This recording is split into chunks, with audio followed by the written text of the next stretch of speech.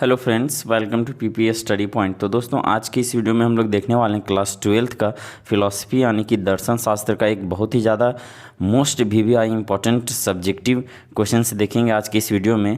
यहाँ से जो है वो आपके एग्ज़ाम में बहुत ज़्यादा क्वेश्चन पूछे जाने की संभावना है, क्योंकि यहाँ पे ऐसे प्रश्न लिए गए हैं, सेलेक्टेड क्वेश्चन लिए गए और हमेशा एग्जाम में पूछे जाने वाले प्रश्न लिए गए जो बार बार आपके एग्जाम में रिपीट होते हुए दिखता है ना।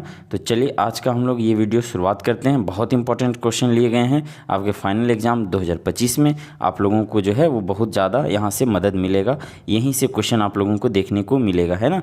तो चलिए इसी कड़ी में आज का हम लोग पहला क्वेश्चन देखते हैं। डियर फ्रेंड्स, क्या है, हम लोग शॉर्ट आंसर टाइप क्वेश्चन देख रहे हैं, है ना। ये चीज़ आप लोगों के ध्यान में होना चाहिए। तो हमारा क्वेश्चन नंबर 1 है डियर फ्रेंड्स कि बुद्धिवाद की परिभाषा दें।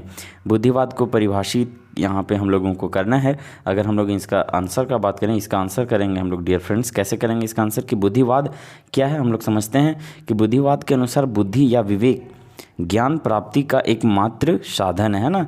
बुद्धि या विवेक जो है वो क्या है, तो ज्ञान प्राप्ति का एक साधन है। ज्ञान का कोई अंश बुद्धि से परे नहीं है। बुद्धिवाद के अनुसार ज्ञान 2 प्रकार के होते हैं। कौन कौन? वे हैं साधारण ज्ञान और दार्शनिक ज्ञान। सांसारिक विषयों के संबंध में इंद्रियों तथा किसी व्यक्ति से जो ज्ञान प्राप्त होता है उसे क्या कहते हैं, तो साधारण ज्ञान कहा जाता है। और दूसरी ओर दार्शनिक ज्ञान हम उसे कहते हैं जो वस्तुओं को यथार्थ रूप में व्यक्त करता है। अतः तार्किक ज्ञान सदा यथार्थ होता है। बुद्धिवाद का संबंध वस्तुतः तार्किक ज्ञान से होता है, ठीक है। बुद्धिवाद अनुभववाद का खंडन करते हुए कहता है कि क्या कहता है कि अनुभवजन्य ज्ञान में सार्वभौमिकता तथा अनिवार्यता का सदा अभाव रहता है, क्योंकि किसी वर्ग के भूत भविष्य और वर्तमान सभी काल और देशों के पदार्थ का अनुभव करना संभव नहीं है। अतः ज्ञान प्राप्ति का एकमात्र साधन क्या है, तो बुद्धि है। यही हमारा बुद्धिवाद है। इसको हम लोग कंप्लीट इस प्रकार से आंसर कर सकते हैं ना। चलिए हम लोग क्वेश्चन नंबर 2 देखते हैं। और आज की इस वीडियो में टोटल 10 क्वेश्चन लिए गए हैं, ये भी आप लोगों को बता दें। क्वेश्चन नंबर 2 है, बहुत ही इंपॉर्टेंट क्वेश्चन। आप लोग ध्यान देंगे कि कारण और हेतु में क्या अंतर है, ये पूछा गया है यहाँ पे। तो हम लोग यहाँ पे आंसर करेंगे इसका कि आगमन में कारण का एक हिस्सा हेतु बताया गया है, ठीक है।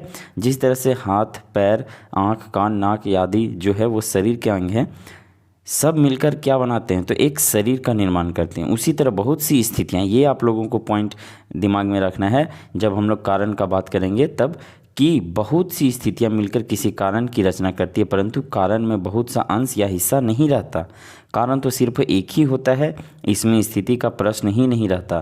कारण और हेतु में अगर हम लोग और अंतर देखें तो 3 अंतर हम लोग देखते हैं यहाँ पर, कि कारण एक है और हेतु कई हैं, पहला पॉइंट। दूसरा हम लोग ध्यान देंगे कि कारण अंश रूप में होता है और हेतु संपूर्ण रूप में होता है, ये पॉइंट आप लोग ध्यान देंगे। और तीसरा हम लोग यहाँ पे ध्यान देंगे बच्चों की कारण 4 प्रकार के होते हैं, जबकि जो उपाधि या हेतु है वो 2 प्रकार के होते हैं, ये पॉइंट आप लोग ध्यान रखेंगे। चलिए क्वेश्चन नंबर 3 देखते हैं। यहाँ पर हम लोग डियर फ्रेंड्स क्या बोल रहा है क्वेश्चन नंबर 3, यहाँ पे ध्यान देंगे आप लोग। क्वेश्चन नंबर 3 हमारा कि समानांतरवाद क्या है। तो समानांतरवाद के अंतर्गत मूल स्वरूप जड़ द्रव्य है, मूल सत्ता जो है वो चेतन स्वरूप है। इस चेतन स्वरूप को समानता अच्छी लगती है ना, समानता में वास्तविकता होती है, ये पॉइंट आप लोग ध्यान रखेंगे कि समानता में क्या होता है, तो वास्तविकता होता है। चलिए क्वेश्चन नंबर 4 देखते हैं हम लोग डियर फ्रेंड्स क्या बोल रहा है। क्वेश्चन नंबर 4 यहाँ पे ध्यान देंगे आप लोग कि लोकप्रिय वस्तुवाद की परिभाषा यहाँ पर पूछा गया। हम लोग इसका आंसर करेंगे कि प्रिय वस्तु सभी को प्रिय लगती है। भारतीय आचार दर्शन के क्षेत्र में भौतिक साधन जिसके आधार पर हम जीवन यापन करते हैं, इनका असीम रूप से अर्जन लोकप्रिय वस्तुवाद कहलाता है ना। इनका असीम रूप से अर्जन लोकप्रिय वस्तुवाद कहलाता है। चलिए क्वेश्चन नंबर 5 हम लोग देखते हैं क्या बोल रहे हैं यहाँ पर कि पिनियल ग्रंथि किसे कहते हैं। तो हाइपोथैलेमस स्थित ग्रंथि को पिनियल ग्रंथि कहा जाता है, ये आप लोग जानते होंगे। इसमें वृद्धि हार्मोन क्या होता है, स्रावित होता है। ये आपका जो क्वेश्चन है ये होम साइंस में भी पूछा जा सकता है कि वृद्धि हार्मोन जो है वो कहाँ से स्रावित होता है, तो आप लोग बता सकते हैं पिनियल ग्रंथि से। चलिए क्वेश्चन नंबर 6 से देखते हैं हम लोग डियर फ्रेंड्स क्या है कि नैतिक संप्रदाय के रूप में शुभ की व्याख्या करें। चलिए इसका हम लोग आंसर एक बार देख लेते हैं क्या है इसका आंसर। अगर क्वेश्चन नंबर 6 का हम लोग आंसर का बात करें तो हम लोग आंसर करेंगे कि शुभ से तात्पर्य मनुष्य के उन लक्ष्यों से है जिसके द्वारा वह अपना जीवन निर्विघ्नता से जी सके। वह जो भी कार्य करे शुभ हो शुभ समाप्त, यहाँ पे आप लोग ध्यान देंगे शुभ हो शुभ समाप्त, शुभ शुरुआत हो आदि, इस शुभ की इच्छा ही नैतिक संप्रदाय के रूप में शुभ बन जाती है।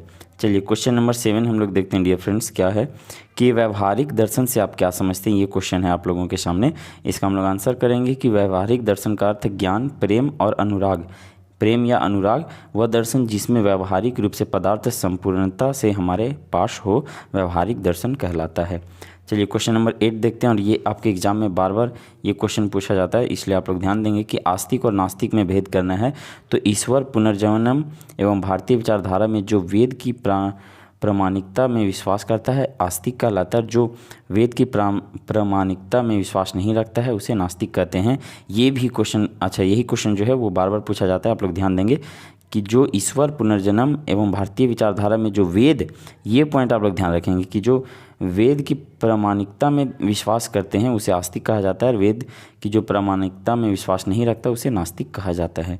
चलिए क्वेश्चन नंबर 9 देखते हैं डियर फ्रेंड्स, ये भी बहुत ज़्यादा इंपॉर्टेंट है आपके एग्जाम के पॉइंट ऑफ व्यू से, कि स्वधर्म का अर्थ है व्यक्ति, स्वधर्म का परिभाषा यहाँ पे पूछा गया है, इसका आंसर हम लोग करेंगे कि स्वधर्म का अर्थ व्यक्ति का अपना धर्म या कर्तव्य जो उसके स्वभाव, गुणों और स्थिति के अनुसार निर्धारित होता है। ठीक है, यह वह मार्ग है जिसे अपनाकर व्यक्ति अपनी आत्मिक और सामाजिक उन्नति कर सकता है। स्वधर्म का सिद्धांत कहता है कि, क्या कहता है डियर फ्रेंड्स, यहाँ देखेंगे आप लोग कि हर व्यक्ति को अपने प्राकृतिक गुणों और कर्तव्यों के अनुसार आचरण करना चाहिए, न कि दूसरों के धर्म या कर्तव्यों के अनुसरण करना चाहिए। ठीक है, भगवद गीता में कहा गया है कि स्वधर्म का पालन करना श्रेष्ठ है, भले ही उसमें कठिनाइयाँ क्यों न हो, क्योंकि यह व्यक्ति की आत्मिक उन्नति का मार्ग है। इसलिए तो फिलॉसफी जो सब्जेक्ट है डियर फ्रेंड्स, ये बहुत ही अच्छा सब्जेक्ट है, सबको पढ़ना चाहिए एक बार।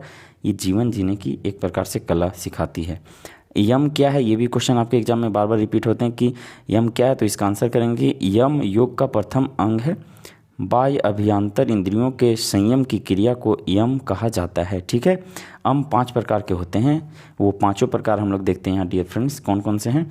तो अहिंसा देखेंगे हम लोग, 1 में अहिंसा, फिर उसके बाद सत्य है, आस्तेय है, ब्रह्मचर्य और अपरिग्रह है। ये पॉइंट आप लोग ध्यान रखेंगे कि के 5 प्रकार कौन कौन से हैं। तो अहिंसा, सत्य, आस्तेय, ब्रह्मचर्य और अपरिग्रह, है ना। चलिए तो धन्यवाद आप लोगों को, है ना। और आप लोग अगर इसका PDF डाउनलोड करना चाहते हैं तो आप हमारे टेलीग्राम ग्रुप से जुड़ सकते हैं, टेलीग्राम चैनल से जुड़ सकते हैं, जिसका लिंक डिस्क्रिप्शन बॉक्स में दे दिया गया है ना। चलिए हम लोग फिर मिलते हैं नेक्स्ट वीडियो में, तब तक के लिए नमस्कार, जय हिंद।